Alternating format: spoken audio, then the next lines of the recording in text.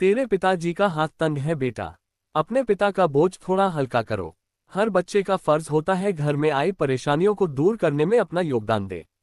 अब तुम्हें भी कोई काम काज करना शुरू करना चाहिए। महेश भट्ट की उम्र उस वक्त 15 साल थी जब उनकी मां शीरीन ने उनसे ये बात कही थी। यूं तो एक वक्त पर महेश भट्ट के पिता ननाभाई भट्ट फिल्म इंडस्ट्री के बड़े फिल्मकारों में से एक हुआ करते थे। लेकिन करियर के आखिरी दौर में वो आर्थिक मोर्चों पर असफल साबित हुए थे। इसलिए महेश भट्ट की मां ने उन्हें जल्दी से कोई काम ढूंढने को कहा था। महेश भट्ट ने अपने स्तर पर कोशिशें शुरू कर दी और आखिरकार कुछ सालों बाद यानी जब महेश भट्ट 19 बरस के हुए तो उन्हें मशहूर डायरेक्टर राज खोसला साहब का असिस्टेंट बनने का मौका मिला। राज खोसला ने जब दो रास्ते फिल्म पर काम शुरू किया तो उन्होंने महेश भट्ट को उसका प्रोडक्शन मैनेजर बनाया। फिर मेरा गांव मेरा देश फिल्म में राज खोसला ने महेश भट्ट को प्रोडक्शन मैनेजर के साथ साथ अपना असिस्टेंट डायरेक्टर भी बना लिया और इस तरह महेश भट्ट के फिल्मी करियर का आगाज हो गया। आज महेश भट्ट का जन्मदिन है। 20 सितंबर 1948 को महेश भट्ट का जन्म हुआ था। आज महेश भट्ट 77 साल के हो गए हैं। बतौर डायरेक्टर महेश भट्ट की पहली फिल्म थी मंजिलें और भी हैं। ये फिल्म जॉनी बख्शी ने प्रोड्यूस की थी जो राज खोसला जी के अंडर में महेश भट्ट के कलीग हुआ करते थे। उस फिल्म में कबीर बेदी ने मुख्य भूमिका निभाई थी। महेश भट्ट की ये फिल्म साल 1974 में रिलीज हुई थी। हालांकि बन वो काफी पहले ही चुकी थी, मगर सेंसर बोर्ड ने इस फिल्म को रिलीज होने देने से इनकार कर दिया था, क्योंकि सेंसर बोर्ड के मुताबिक वो फिल्म भारतीय समाज की विवाह प्रथा के लिए खतरा है। मजबूरी में महेश भट्ट को फिल्म में कुछ बदलाव करने पड़े। आखिरकार 1974 में फिल्म रिलीज हुई, लेकिन फिल्म चल ना सकी। मंजिलें और भी हैं फिल्म के बाद महेश भट्ट ने विश्वासघात, नया दौर, लहू के दो रंग और अभिमन्यु नामक फिल्मों का निर्माण किया, मगर ये फिल्में भी बहुत खास प्रदर्शन नहीं कर सकी। हालांकि लहू के दो रंग जरूर चर्चाओं में रही थी। उस फिल्म में हेलन जी ने कमाल का अभिनय किया था।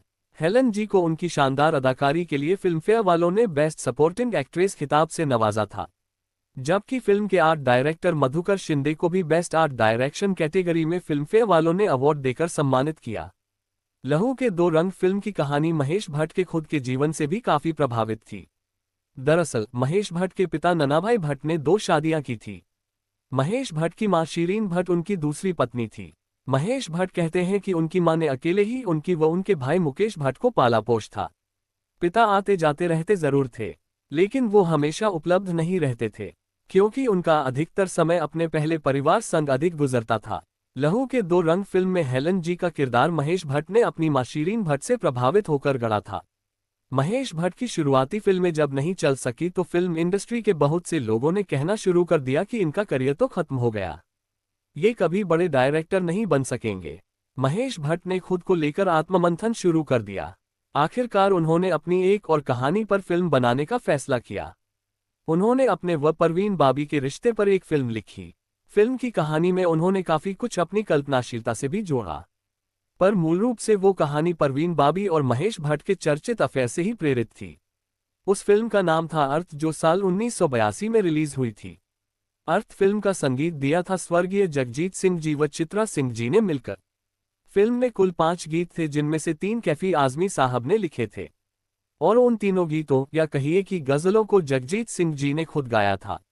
वो तीनों गजलें आज भी लोगों की पसंदीदा हैं। उनमें से एक गजल के बोल थे, तुम इतना जो मुस्कुरा रहे हो, क्या गम है जिसको छुपा रहे रहो। जब कैफी साहब ने महेश भट्ट को इस गजल की शुरुआती 2 लाइनें सुनाई थी तो महेश भट्ट को यह कुछ खास समझ में नहीं आई थी, मगर जब पूरी गजल कंपोज होने के बाद महेश भट्ट ने इसे सुना तो वो बहुत भावुक हो गए। अर्थ अपने समय की बहुत चर्चित फिल्म रही थी। मल्टी स्टार एक्शन फिल्मों के उस दौर में महेश भट्ट ने भारतीय दर्शकों को एकदम हटकर एक कहानी दिखाई।